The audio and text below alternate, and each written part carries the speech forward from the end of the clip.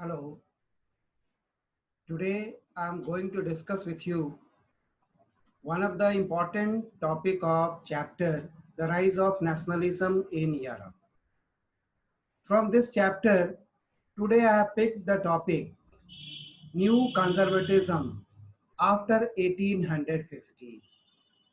We know that 1815 marked the defeat of one of the great hero of Europe, that was Napoleon Bonaparte. Now let us analyze. We know that in 1804, Napoleon declared himself Emperor of France and coronated as the King of France. To mark his coronation ceremony, a memorable one, he announced two important missions. One, he announced the enforcement of Napoleonic Code, and second, he set a mission to conquer Europe and later world.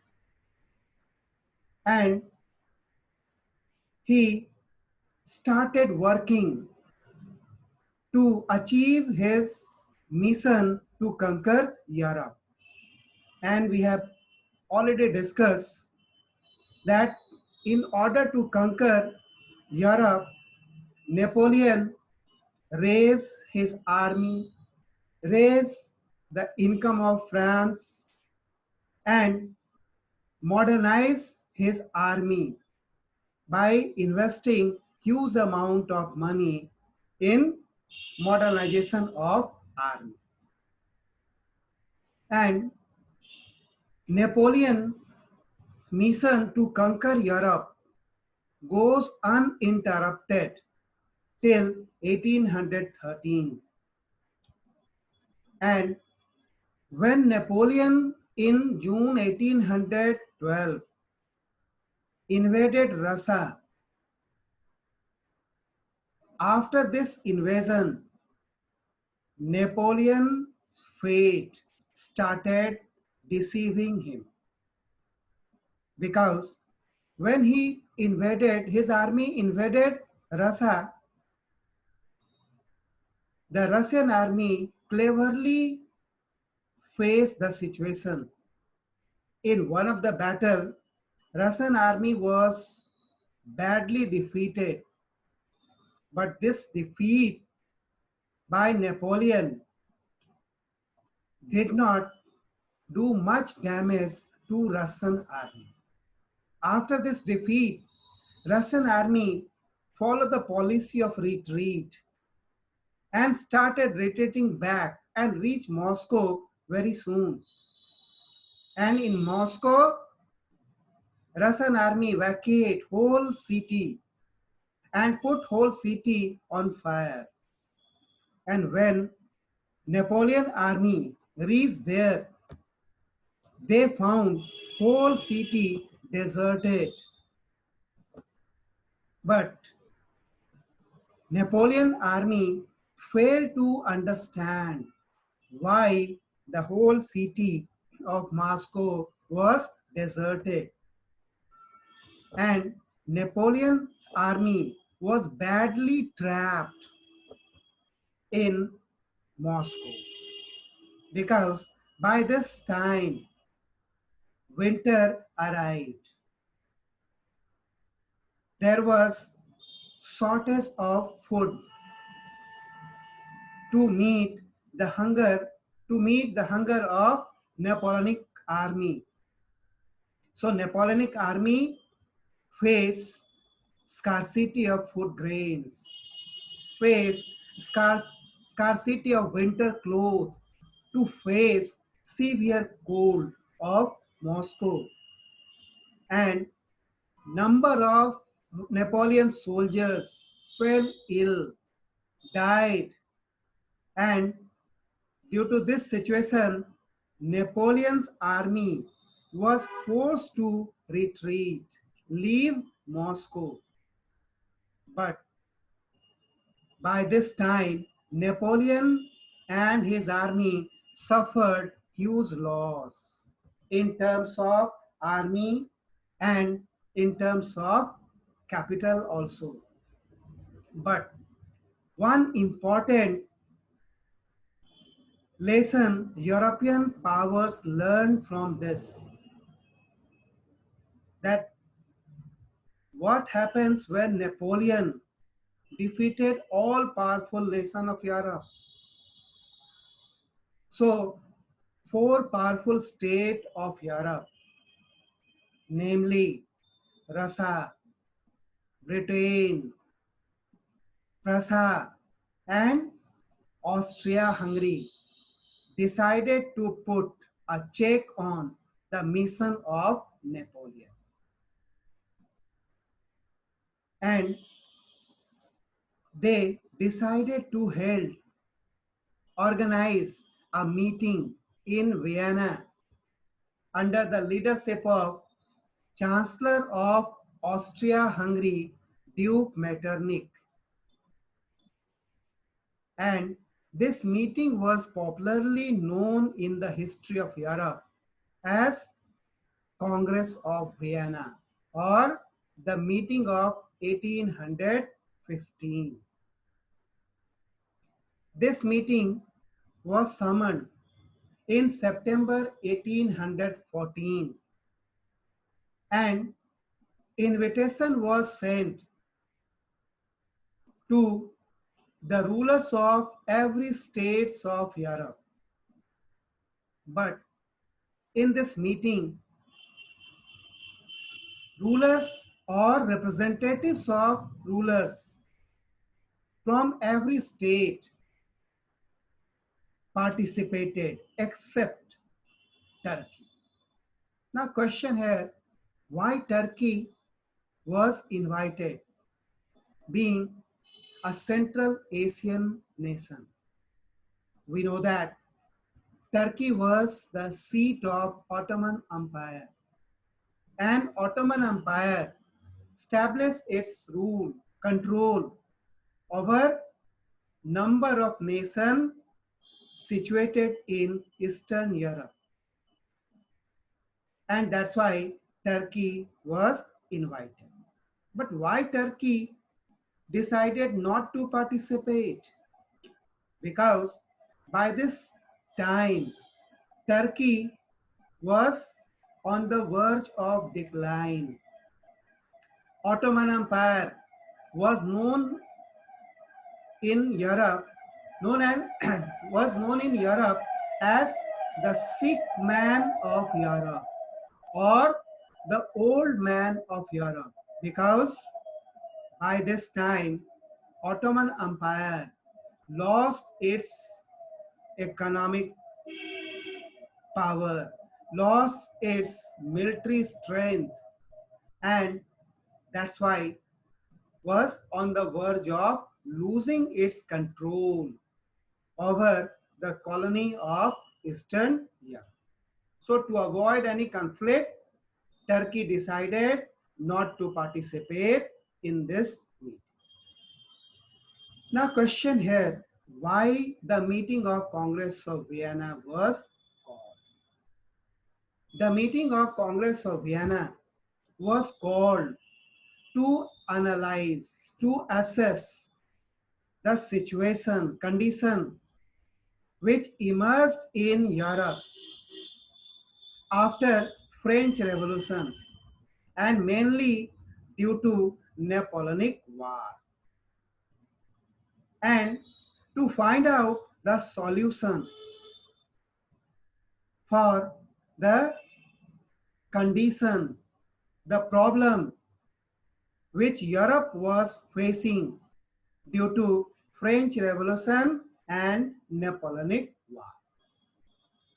The decision taken at the Congress of Vienna were finally signed on 9th June 1815, almost 1 week before the Battle of Waterloo, because Battle of Waterloo was fought on 18th June 1815, and in this battle Napoleon's force was badly defeated by the joint army of England, Austria-Hungary, Prussia, and Russia.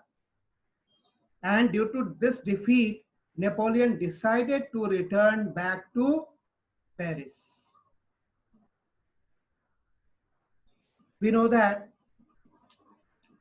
100 Days War was already in progress in Europe between four powerful states and French army. This war started in March, but with the defeat of Napoleon in Waterloo, Waterloo is situated in Belgium, and at that time Belgium was part of United Kingdom of Netherlands. So this historical battle was fought in Waterloo, one of the important city of Belgium.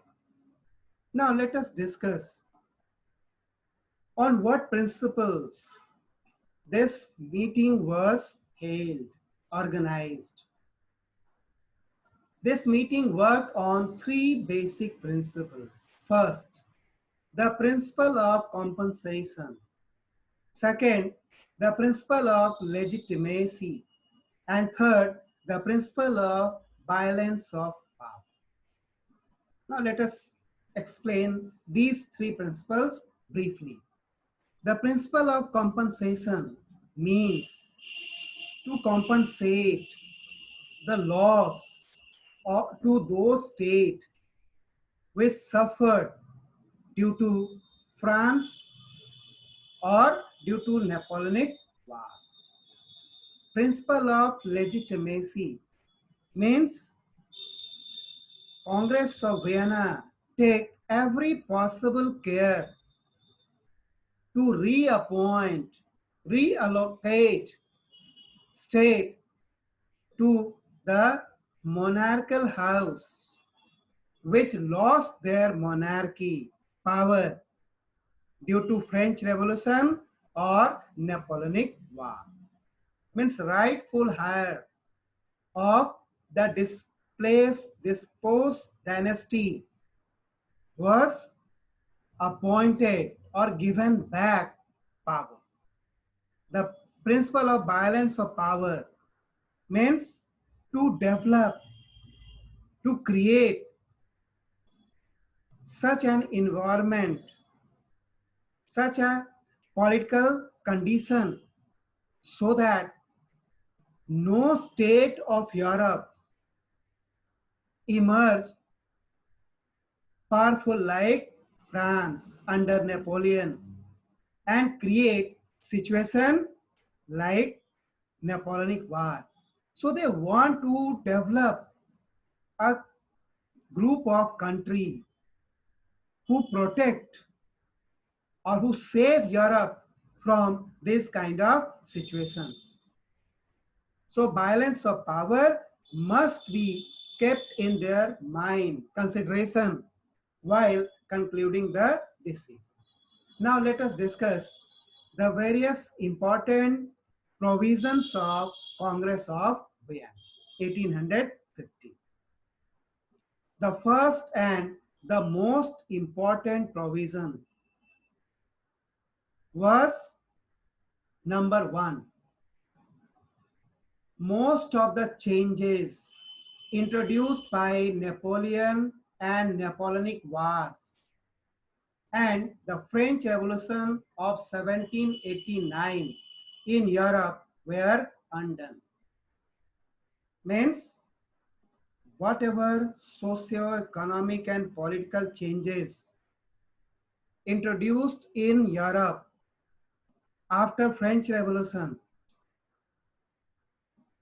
and due to Napoleonic War were undone, were changed, and they tried their best to restore the social order of ancient regime That means social order which prevailed in Europe before 1789. That means before the beginning of the French Revolution.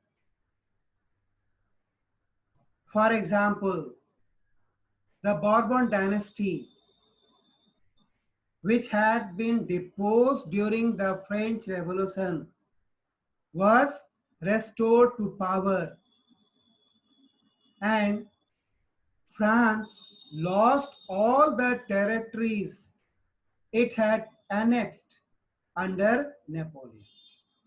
Means whatever expansion made by Napoleon during Napoleonic era stand cancelled, and old France was restored and power was given to one of the surviving member of Bourbon dynasty, that is Louis XVIII. Third important provision, a series of states were created, set up on the boundaries of France to prevent French expansion in future. Means a sort of military check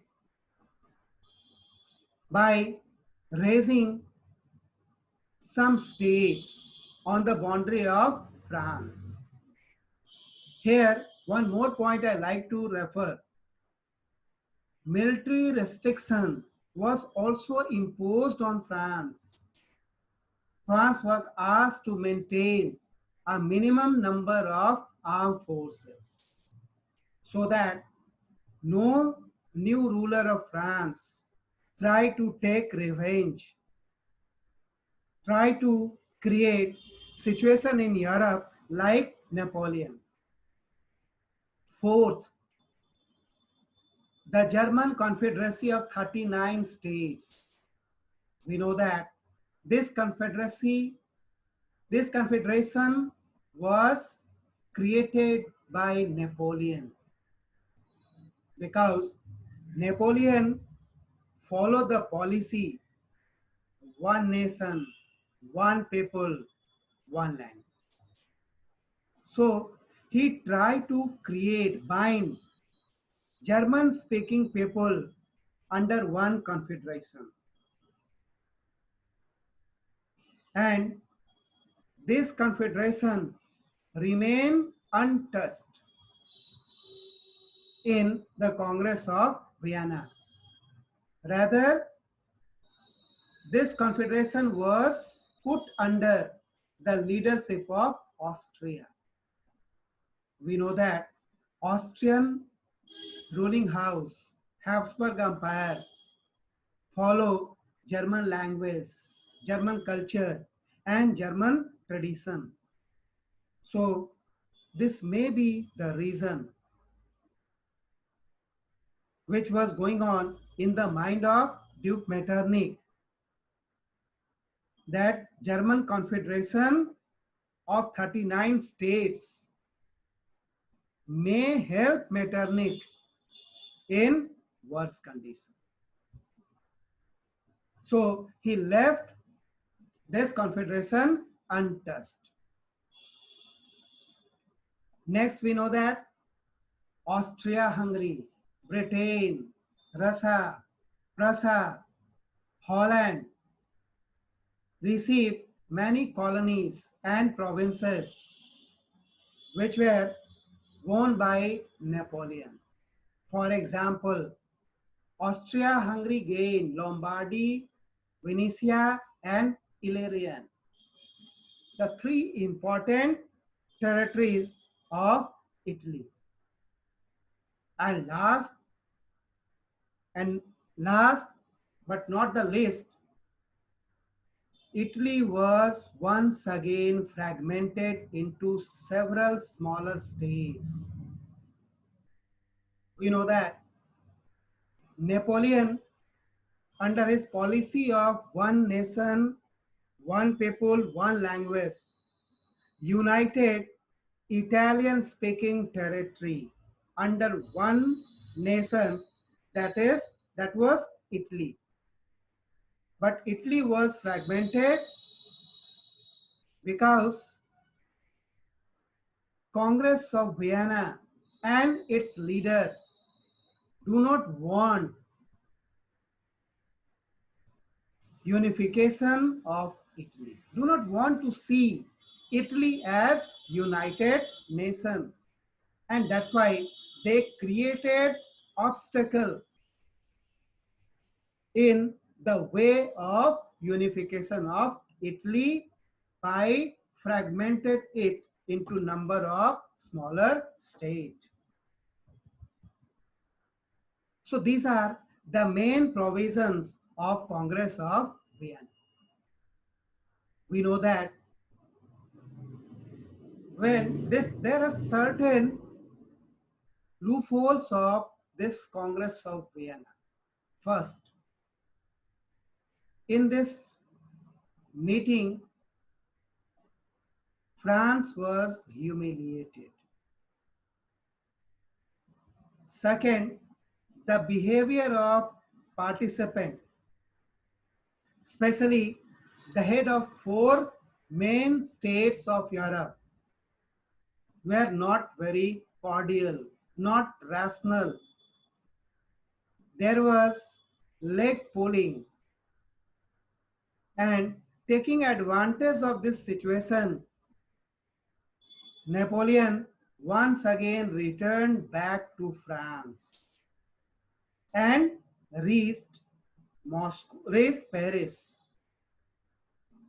And as people of France were not happy with despotic rule and behavior of Louis XVIII, welcome back Napoleon. And Napoleon once again declared himself, or Napoleon was accepted as the Emperor of France by the people of France. And he raised war against the four powerful states of Europe. And war still going on. But on 7th July 1815, the joint force of Austria-Hungary, Britain, Prussia, and Russia once again defeated Napoleon. And this marked the end of 100 Days War. And this also marks the end of Napoleon, end of Napoleonic War. And with this defeat, era of Napoleon comes to an end. And on 8th of July 1815, the second restoration of Bourbon dynasty,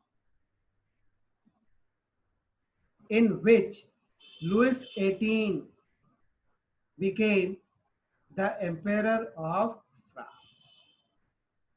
But we know that after his defeat, Napoleon was sent to exile in St. Helena, an island where he breathed last on 5th May 1821.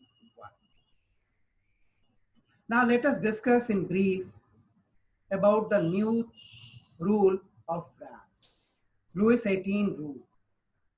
Louis XVIII tried to restore autocratic regime in France. Plus, one more point I like to discuss here. The Congress of Vienna marked the success of conservatives in Europe and defeat of liberal forces in Europe. After the defeat of Napoleon Duke Metternich emerged as one of the most important leader of conservative power. And it was correctly said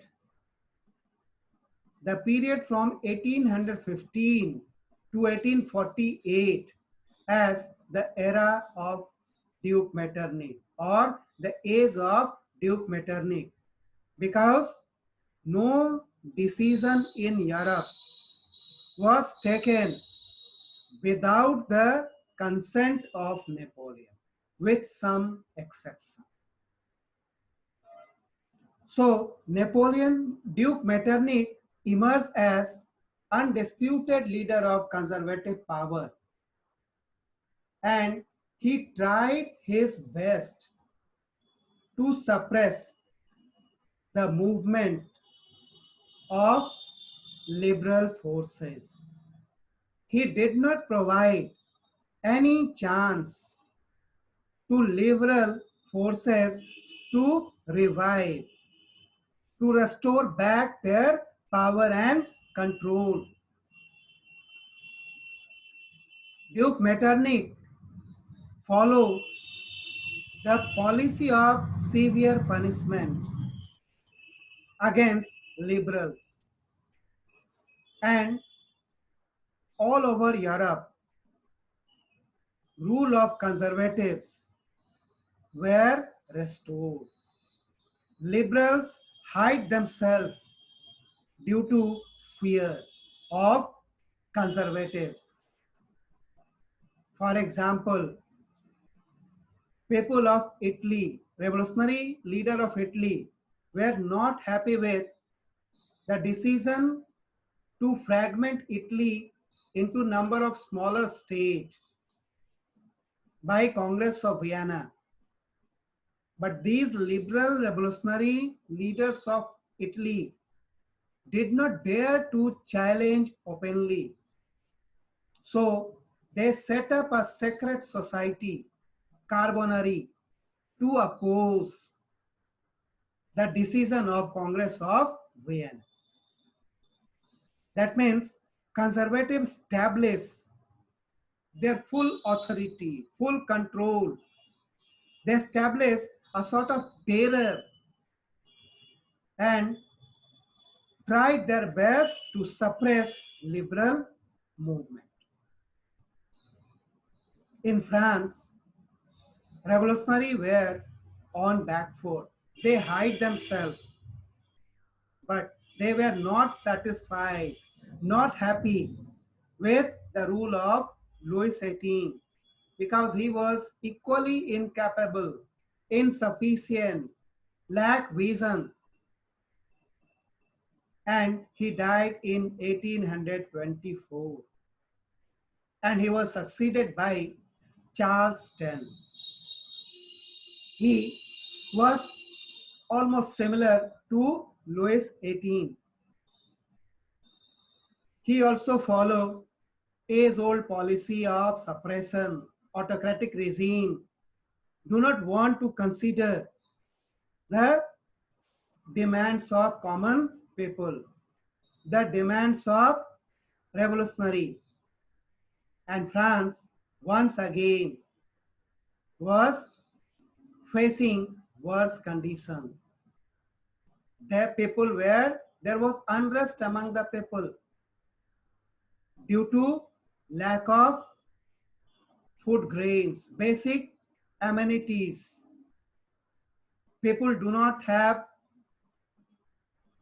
sufficient amount of money to meet their basic needs. The reasons were tremendous increase in population. There was mass unemployment. There was failure of agriculture. And failure of agriculture means lack of food grains. Lack of food grains means there was price rise. And still, ruler of France, did not pay any attention on either agrarian reform or on industrial reform. No agrarian reform, no industrial reform was initiated by the King of France. And these conditions, which was prevailing in France, once again provided liberal revolutionary an opportunity to come forward and raise another revolution against the king.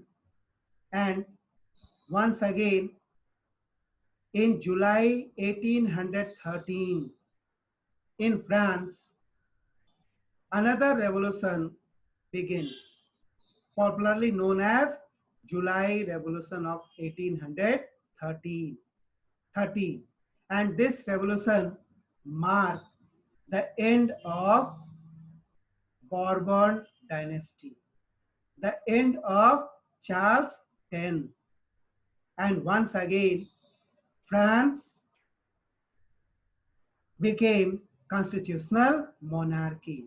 The Revolutionary of France, after defeating Charles X, decided to nominate Louis Philippe as the new king of France.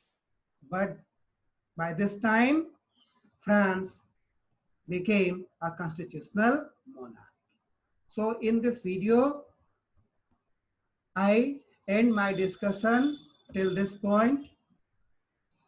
And in conclusion, I like to say that in spite of every possible effort by Duke Metternich to suppress liberal movement once again in France, the revolutionary organized successfully revolution, July Revolution 1830, and forced the last ruler of Bourbon dynasty to pave way for people's government, constitutional monarchy. And after this event, Duke Metternich in frustration remarked that when France sneezes, rest of Europe catches cold. So in another video, we continue our discussion from this very point. Till then, thank you for watching and listening carefully.